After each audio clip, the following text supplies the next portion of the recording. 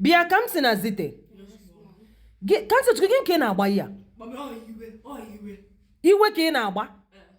Nke bụ na iwe ka ọ dịrị iwe ị na-agbazili egwu ya. Kan se stop that nonsense. Stop nke bụ na iwe zite mkwụrụ ọta ebe a nwa agụla. Okwu nnabata na mụ na-ezuzu ezu this evening. Ka ifu na-ezuzu n'enu ahụ.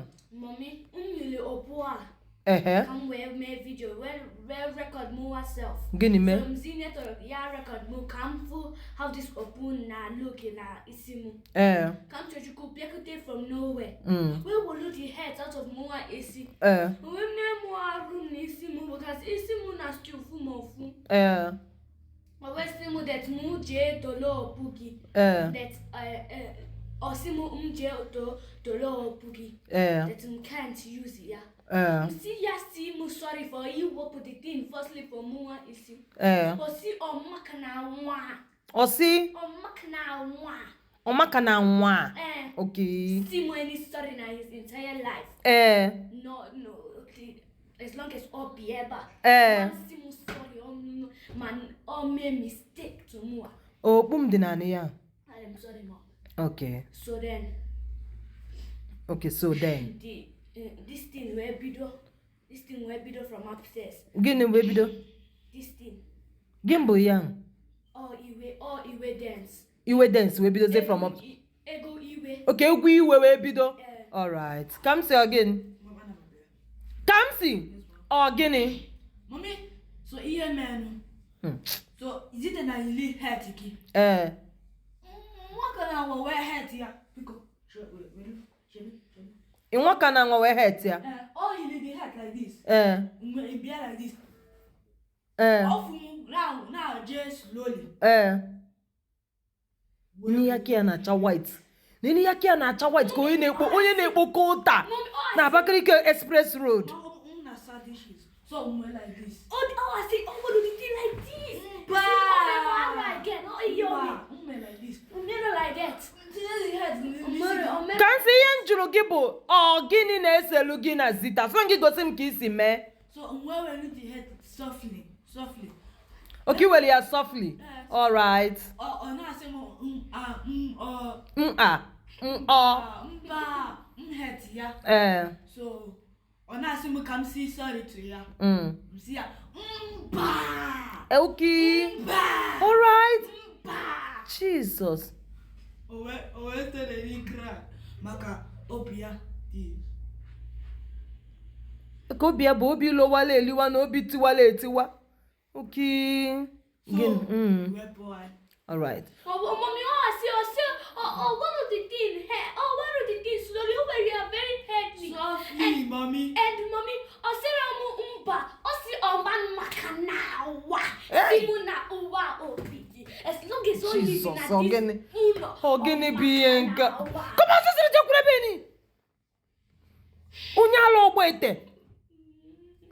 Kedu onye na-eme gị video ahụ oge ahụ? Neto. Yes, ma. Bịa ebe ozugbo. Okay, my beautiful mom. Neto. Gịnị na-eselu mmadụ na-abas na ha bụ your elders? So, mommy, na record the sister Zite. From where beer like this. Let me show you here menu. Ti ya ni Chineke dowa afụ nke a. Shorty malasa. Okay, oh. From where beer like this. Let more. Ligone noche. Ka ị gosi m ihe ome. Ọbịa ma. Ome like this. Hey! Zita ihe dị lucky na ọmata lagi ya. Jesus! Ome like that. Chelugo dinu ka okwu cha ka nsi shift to the side. Chelapụ nwa a ka convince ya. Oku o welu force a wee nwachapụta ogbu a n'isi Zite. Jesus! N'isi nwatakịrị ka kpala ọfụrụ. Okay.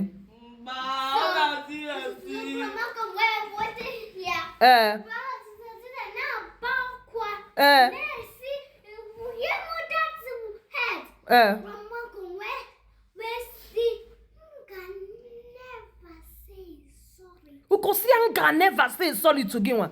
All right. Like Okay.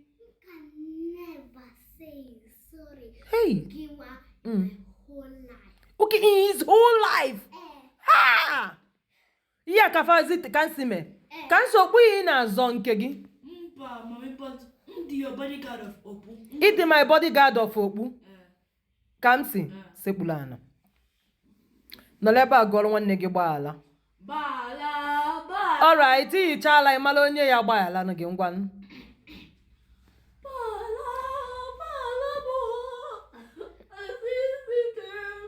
I'm telling you on you again. Don't know. Go.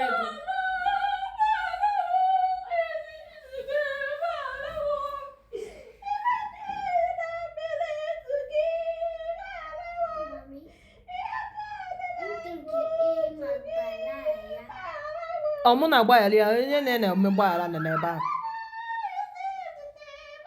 Zite gbaghalụ gị ya. All the hard decision. All the hard decision. Ngwu nna bazụzụ gbagoro